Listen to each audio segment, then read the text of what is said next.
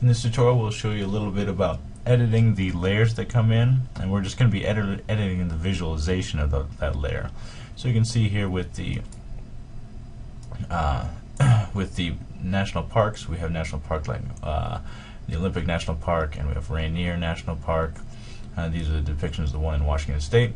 And then I've also put in the U.S. city population. So all the cities in Washington, actually in the entire United States, I put those in. And so we're seeing just the ones in Washington here.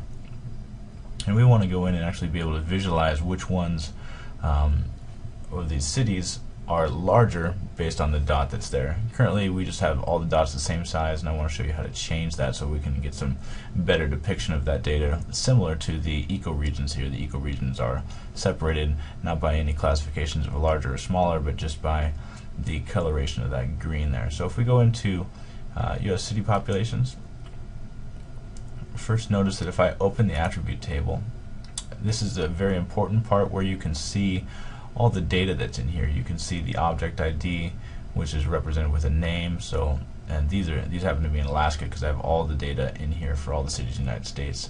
But I have the name of that, as well as the population for 2000 and population for 2007. All sorts of data can be loaded into these attribute tables so that we have a huge reference from which to analyze the data that's in there.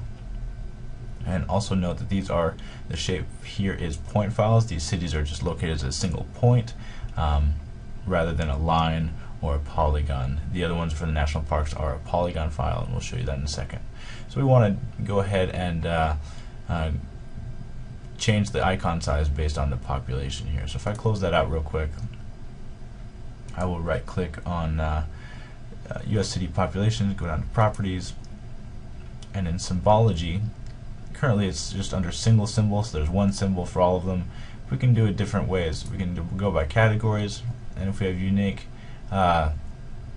values here, so I can go and look at and just changing the color based on the name of it. That's solely on name. We can also do quantities, and that's where we want to use ours. You can graduate the color, graduate the symbol, proportional symbol. So you can see here that the size of the city is changed, or the icon is changed based on the size of the city. So that's what we want to do. We'll come in here for fields, the value that we want. We want to use the population 2007. There's a lot of data in there, so that gives us a small error, not a big deal.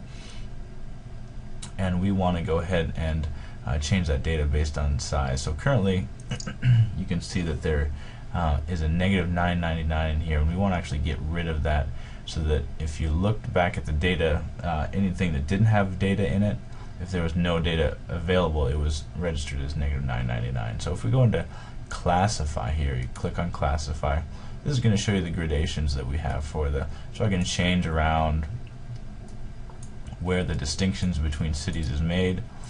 And one of the things we want to do here is with exclusion. If I click on exclusion, I can go through, and any data for population 2007 that is less than or equal to 0 we would exclude.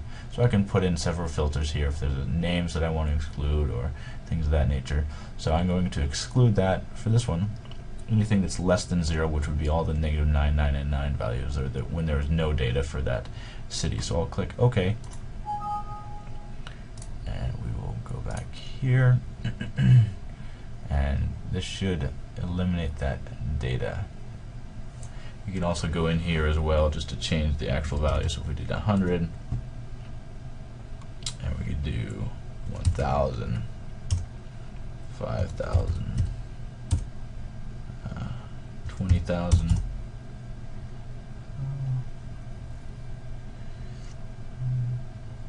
then 200,000.